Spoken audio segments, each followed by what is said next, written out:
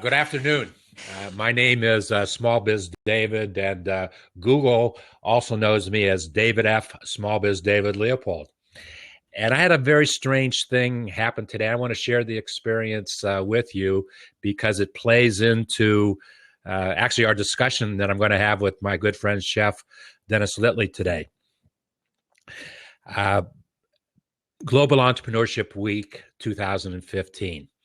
About 8 years ago, the Kauffman Foundation in Kansas City started a concept called Global Entrepreneurship Week. The idea was to have as many entrepreneurs as possible around the world, ultimately, tell their stories about their businesses, about their successes and failures as entrepreneurs, with a targeted audience basically of students of entrepreneurship. So it was a great concept that I didn't learn about. I learned about it in the week that they were doing it. But the first week, 8 years ago, when they did it, there wasn't a whole lot of involvement. Fast forward to year two, actually fast forward to this year. This week, in 160 communities, cities, 160 countries around the world, there will be over 45,000 events where more than 10 million people will interact in some fashion. That is where it's grown from its very humble beginning just 8 years ago. And I love the concept because it's what I am all about. And I totally embraced it in year two.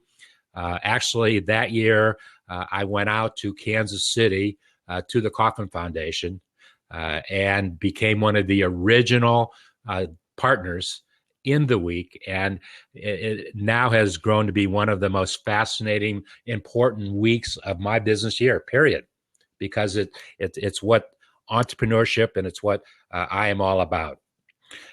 Okay, so this morning, I had set up for this week 15 HOAs, and I did one yesterday. Yesterday was my launch HOA, and it was just me talking about entrepreneurship and da-da-da-da-da. And today I had 2 HOAs scheduled, earlier with Stan Bush and right now with Chef Dennis. And I went to go in to start my HOA as I typically do, as I did yesterday, and lo and behold, I can't.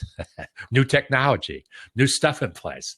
So I got in touch with Stan, and I said, "Wow, Stan, what are we going to do?" And he said, "Well, David, pretty simple." And Chef, it just so happens that Stan Bush was the one that turned me on to Blabs for the first time. He invited me into a Blab, and I said, "Wow, this is neat stuff." And I've watched Chef do his thing on Blab, and I said, "It's now it's a platform of communication. We can do the things that we do, and it's real time, it's live. It certainly is much easier. And I'm not necessarily making a negative statement. Certainly much easier to use than Hangout on Air is.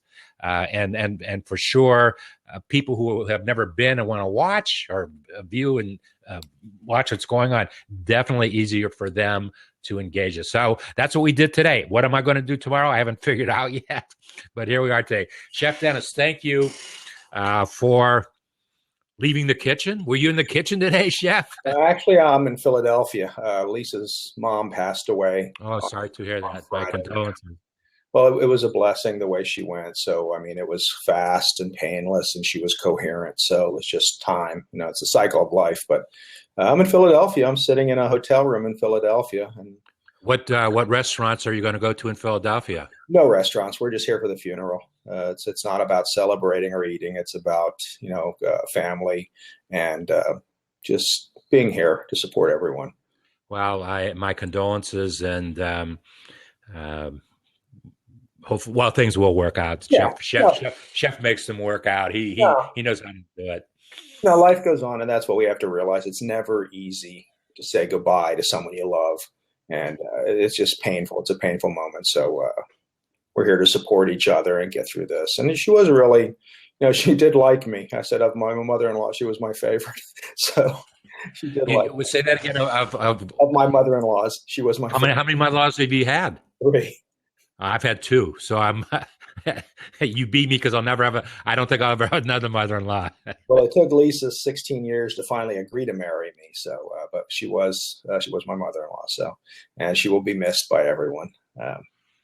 Okay, well, the purpose, as I said, of this week is for you to share experiences as an entrepreneur. And actually, you'll have to listen to the blab, and I'll post it out in Google Plus that Stan and I just did, because we had a very interesting tete-a-tete about solopreneur versus entrepreneur. Okay. And actually, Stan came up with another term, whatapreneur. Wantapreneur. A wantapreneur. I was going to say I might fall into the whatapreneur category. Someone who wants to be but never really takes action. We see that, and we see some that think they are and are still wantapreneurs. Sure. Well, Chef, you and I have talked about a lot of things in the past couple years. I've really enjoyed our interactions, and one reason why I really was looking forward to today is because you and Stan are closer to me in age than the rest of the folks. But be that as it may, two things that entrepreneurs, solopreneurs need to embrace and understand and work are two things that I wanted you to share personally, your experiences with these two things. And basically the concept of change. You and I have talked about it already in the last 15 minutes. And the concept of opportunity. Those are probably two major themes in your life, as much as I know of things that have happened to you in your life. So let's talk about those.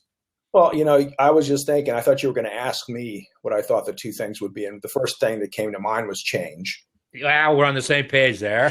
Well, because, and it's not just about social media, but things in life change, opportunities present themselves. And that's what you have to be aware of. You have to be able to see those opportunities and change with them, because sometimes the best plans that you have aren't going to be the most successful plans. And you kind of have to let life guide you in what direction you're going. I've thought for the longest time, how I wanted to do shows or what I wanted to do. And through an opportunity, I've become a travel blogger.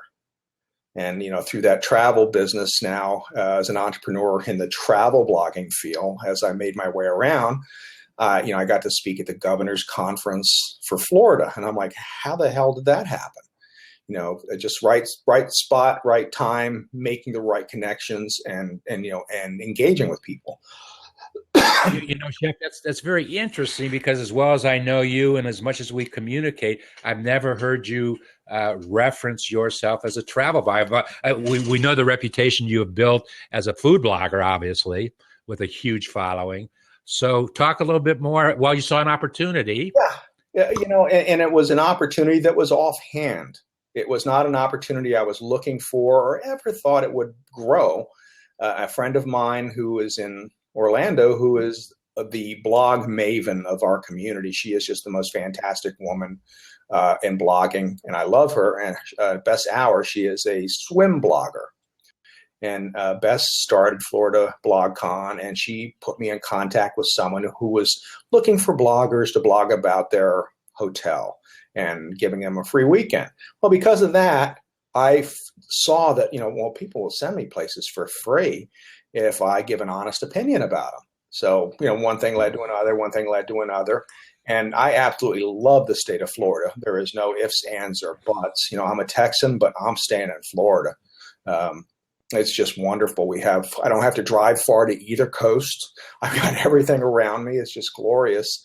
And I would tweet. And this shows you the power of social media and the opportunities that are there for you. I would tweet, and my favorite example is always, I just saw a state trooper changing a tire. I'm not in New Jersey anymore. #LoveFL. And I would just, everything I did, I would preface Love FL. Well, someone reached out to me. Oh, we really appreciate your support. And her blog or her group was Share a Little Sunshine. So I think here's this mom blogger who just really loves Florida and is having a great time sharing things. Well, it turned out to be one of the PR companies for the state of Florida. Who knew? And then they reached out to me about being a speaker at the governor's conference on tourism in one of the sessions. So that led to me getting hired by the county, Citrus County just recently, which is leading to me going back to teach them to do a seminar on social media for them. So let me ask you this. Are you going, well, I'm sure, how are you going to integrate your expertise as a food blogger with your expertise, your growing expertise as a travel blogger? Well, they go hand in hand. Every place I travel, I eat. Or cook. Yeah, or cook. And in some instances I do, because a lot of the places they're giving me have full kitchens in them. And I've gotten used to that now. So when I do travel and I just get a room, it's nice, but I'm used to having a living room now and a kitchen and a porch. And I just stayed at a place in Citrus County called the Plantation, and I didn't realize what a good room they gave me. I had a patio with a view of the river, and I found it the second day I was there when I opened up the curtains, went, oh my God, look where I'm at. You know what? I remember vividly when you did one of your first travel blogs as a hangout. You were in Florida, and it was about a year and a half ago, I think, already. That's when I started. And you went to you were in was it a retirement community where you had done a food thing and a? Well, my first travel one, it was actually just a little over a year ago, was Halloween. It was it was about the Big Green Egg, and I was at, I can't remember the name of the place now, but I was on the Atlantic shore, and that was actually my first traveling thing that I did. And then that's been blossomed from then. I went on to do Fort Lauderdale and do the Christmas boat parade. I got invited down to Hollywood Beach. I got invited to Dania Beach. I got invited, I'm just going all over the place now. And now because of that, I'm starting to make more connections. So it's seizing the opportunity. And again, I would have never thought my path was going on this. All right. So it's the opportunity of kind of being in the right spot and seizing it, and just being able to capitalize on it. So when you begin your journey as an entrepreneur, I thought it was always just going to be about food for me. Another door opened. And now, and people have always told me, you need to do consulting on social media, you need to do this. And I really wasn't interested in it. But now, again, right time, right place. I'm telling this guy from the county all the things he should be doing. He goes, oh, how do you know all this? And I go, I got friends. I said, this is the only time I ever revert to being from New Jersey, although I will never admit that I'm from New Jersey, is I don't know it, but I got a friend who does. But I know a guy. So. Wow, and that's a great that's a great place to be, particularly as somebody looks to you for authority, looks to you, and I've made this statement often about myself. Obviously, in over 40 years as a small business owner, entrepreneur, solopreneur, I think Stan won't let me use the word entrepreneur. I've got to be a solopreneur. I will say that when it comes to marketing and sales and business strategy, that's my expertise. And I will never give an answer or an opinion about something that I don't have an experience with. If I don't have an experience, but I know somebody who can give you that answer because they have that experience. Yeah, and I never claim to be the expert or have learned anything. I give what I think would work or what has worked for me. And then I'll always tell them, I got a friend, like I talk about David Amaral. I says, I got a friend out in Greece that's freaking brilliant. And he's the nicest guy in the world. One of the most brilliant creatures God ever created. I know. And the nicest guy in the world too. I says, he'll drop anything when I call him. I says, what kind of guy does that in his position? They're rare. And then, we talk about Ronnie Benzer. We talk about other people that we know that are just so giving and helpful. So I always try to preface everything I do because I believe everything you do, I don't do it for that reason, but everything you do comes back to you. And if it doesn't, oh well. And that's a great concept that people who are going into business need to embrace. It goes to the concept of community. I mean, we built a community. Well, the, as you know, and anybody who doesn't know me and maybe are visiting for the first time, it was about a year ago. I think it was in November of last year. I did the first chapter of my video book, and I have 25 chapters in the book now. I know you did a group one. I think you did an individual one. I think I did. I know you did. So at any rate, I have built within that video book the most powerful group of folks who, within that group, we've got any answer to small business because of everybody's expertise and input and spirit of community. Yeah, I was just overwhelmed when I got a slow start in really putting this global entrepreneurship week together because of some medical stuff in my life, but as soon as I threw it out there, the folks who embraced the concept and wanted to share their knowledge and expertise, what a great feeling that is. And that plays to that whole spirit of community and why we do the things we do. Earlier today, as I was talking with Stan Bush, somebody asked the question, and I'll throw it towards you because I'm sure you have an opinion about it. I don't know that it matters, solopreneur, entrepreneur. I've always considered myself an entrepreneur, but I'm a solopreneur. I operate by myself. I don't have a staff, and if I can't do something myself and I need some assistance, I will call a chef. I will call a Stan Bush or whatever. Hey, I need this done. Let's help me out. Let's get it done. But this whole notion that we are in this thing together and we're creating a new business model. And somebody asked in this last blab that I did, is this business model sustainable? Is it going to work? I said, you know what? I started talking about this business model about 5 years ago, really, that as we saw the massive unemployment in this country that we saw 5 years ago, and people were scratching their heads, well, what's going to happen? How are we going to get back to health? We are still not back to where the Kauffman Foundation said 5 years ago we needed to be, that 300,000 new jobs needed to be created every single month for 3 years to get us back to where we were. But what's happening? Solopreneurs, like yourself, like myself, we're moving ahead. Because we have to, because we want to, because we love what we're doing. Well, people are finding a way to be employed, to self-employ, when the jobs that they want aren't available. And and there are a lot of jobs available, but honestly, some of them you really, they say, oh, you'll take any job. Yeah, well, it's more about just living than work. And for some people, taking a job that is just going to kill them isn't the answer. So they reach out and they decide, they find some way to make themselves money, and that's where the solopreneur comes in. And there, I think it's happening. We're creating more. We're almost going in, I think, to two classes. Sometimes there's going to be that big corporate end where everybody's working for a corporation, or everybody's a solopreneur, and eventually they're probably going to strangle us out. I won't be around to see it, but and we'll all be. It'll be like rollerball. We'll all be ice roller skating for a corporation. And what new term came into play just in the last 5 or 6 years, the entrepreneur, that within those large corporations, they are saying to the business units, we want you to operate like a small business. So you've got free reign to as if it's your own business and forge ahead. And you're absolutely right.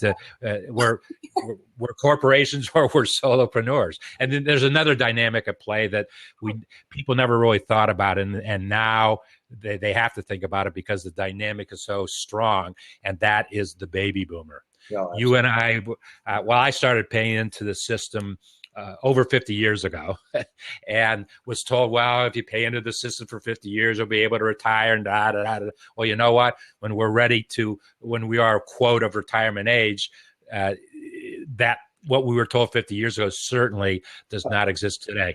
So what happens? The baby boomer says, you know what? I'm going to take the 40 years of experiences that I have, and I'm going to leverage those, and I'm going to create a business, or I'm going to share my expertise. And then there's millions of solopreneurs in this country that we don't even know about because they don't report it to the IRS or whatever. So it's a great place where we live. And Chef, if you well, we talked about opportunity, we talked about change, certainly things that have been very, very important in your life, certainly things that you have embraced to the fullest. And those two concepts will never change in terms of business. That look for those opportunities. Yeah, you have to. When they present themselves, it might not be the right opportunity for you, but if you say no to it, someone else is going to grab it up in the next moment. But you have to be confident about what you do, and you have to be willing to take some chances. Any successful entrepreneur or solopreneur isn't going to be successful if they let all these opportunities slip by them, if they don't take that chance every now and then to build their business or to go off in a new direction. I just, like I said, I've created a whole new niche for myself, and as I'm finding out how things work, I'm figuring out how to do things differently so they work to my advantage. And I'm meeting people that I would have never met. I'm meeting people that really enjoy what I do. So it's helping me grow because they recommend me. And nothing is better than a word of mouth recommendation. No amount of advertising in the world can match them saying, look, I have friends that do the same thing I do. You could do this for them. And I'm like, oh, damn right, I can do it for them. Of course I can. So replication, duplication. Yeah. Oh yeah. I figured out how to do this. I come in and I say, yeah, I'll give you a blog post. I'm going to give you coverage of your area, not just you, because I feel it's important to always show the big picture. You got to give people a reason to do that. And then also the videos. And we were talking about that. HOAs were getting difficult. Bandwidth. I go to places that just don't have the bandwidth. I bought a hotspot. Hotspot isn't as good as my phone these days. The new phone's better. Still isn't enough. Blah. What kind of hotspot did you buy? I bought a Verizon one, a Jetpack. And then now my Note 5 actually blows it away. So I have to go. I haven't had a chance to go to Verizon to tell them this yet, but I'm going to tell them, I said, this is a piece of crap. I need you either to take it off my account or give me something that's better than the phone. In fact, I'm using the phone right now. Because even though I had a really good reception in the hotel on, you're using a phone right now. Well, I'm using it as my hotspot.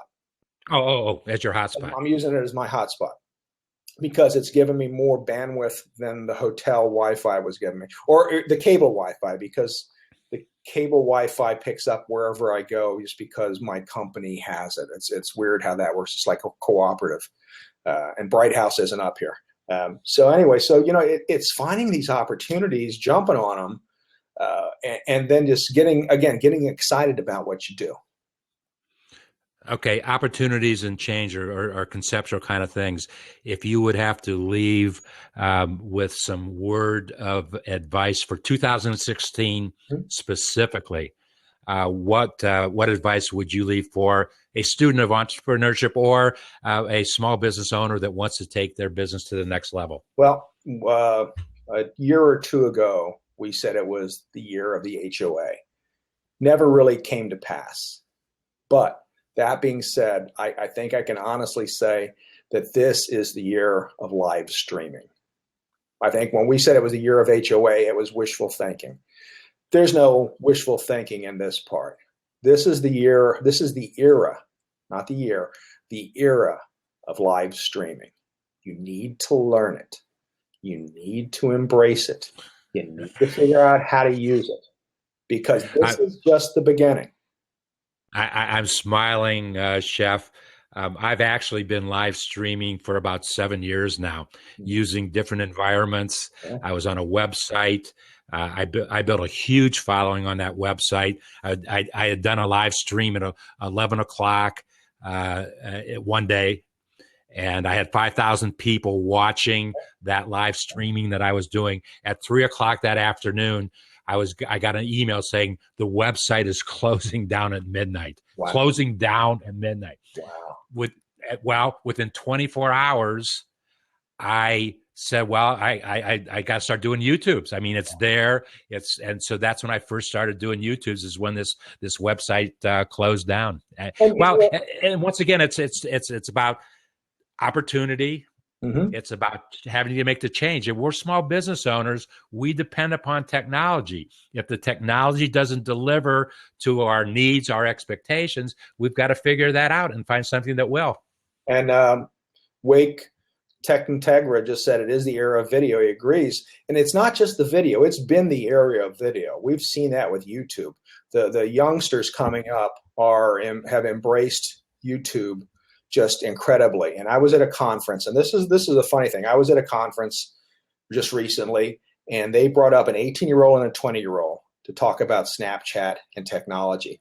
And the 20-year-old's going, well, in my experience, and I'm going, your experience? You're 20 years old. I got clothes older than you. And then all of a sudden it hit me.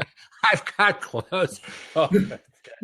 All of a sudden it hit me. I almost said underwear, but I don't have underwear that old. Okay. I do. But it hit me. I'm thinking, oh my God, he's absolutely right. And it isn't his experience, and it's him we need to listen to, because he grew up not knowing anything but social media and how it works. We're old dogs learning this trick. It's his way of life. So when things change and things adapt, we need to look to people of that age to help us understand really what's going on, because we see it through our eyes. We don't see it through the new world's eyes. And it's changing fast. Wow, it's a great point. I have two sons who are millennials. They're young enough to be my grandsons. And I remember when I bought them their first computer, and I've watched them, but they deal with life differently than you and I deal with life when we were that age. Yeah. And it's going to continue. So that's why I say, live streaming how we used to know it, and live streaming what it's becoming. I never really considered it what we did on Google Plus. I never really thought of that as live streaming. It was. Why interesting. Why do you say that? Because we were playing to a house, a small house. Okay. I think now what we're doing is slowly going how we always expected it would, or hoped it would go with Google. We're now entering the realm of global. We're now entering the realm of really, I've been in, Blab is small. I've been in Blabs with people from South Africa, from Europe, from China, they've already it's been widespread. And I think as the technology really emerges and evolves, it's going to become even more widespread to the extent of us. And this type of live streaming, where we're in the same room, when you can have 4 people, and we're basically sharing a room now. We're close. It's not like with Hangouts where we were on the bottom and we were in the same room, but we were like distant cousins. We were once removed until we got our chance to talk. This is a whole different aspect of engaging with each other. How many people can come into a Blab at one time? 4. That's it. That's it. Okay. That's all and that's all you need. Any more than that, it gets like crazy, especially if people don't know when to shut up, when it's someone else's turn to talk. How many HOAs have you been in when people didn't know when to shut up? Oh, too many. And I used to like it when they wouldn't, and I just sit back and listen, like when I was running it. But you'll see me in some of the old ones. I'll lean forward to say something, and I'll wait, and I'll lean forward to say something, and then I wait. So I don't get a chance. But it's knowing how, etiquette and protocol and how to evolve in that. So it's changing. And I think, like I said, this is the beginning, to me, this is the real beginning. Like Periscope is great. I got friends that rock it, that just tear it up. But for me, someone who doesn't do well talking to themselves other than in a car, it was like I had ADD or, whatever that is that you got. I'm looking saying, oh, it's a beautiful day. Look at that. Look at that. Look at that. All right, I'm done. How long did I go? 1.5 minutes. Oh, well, it's just not in my nature. My nature is I'm a social creature. I like to engage. I like to talk. I like to see other people. Okay, so when I'm doing this is perfect because people can leave, people can come, people can leave, people can come in, and you can just really have a really good discussion this way. Before you and I break up, Vivek, you and I need to talk. And as soon as this blab is over, please, we need to talk about something. Yeah. Chef, thank you for your time today. Please, please extend my prayers and condolences to Lisa, and things will work out. Yeah, we're that age where our folks, they're living longer than we thought that they were going to live, and we're blessed that we have folks that live as long as they do. We certainly are.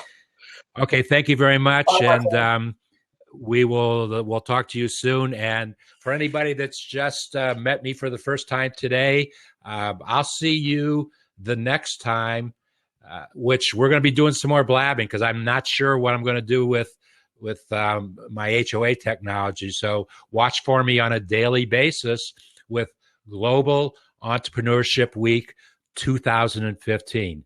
My name is Small Biz David, and I will see you the next time, which may very well be the best time. See you then.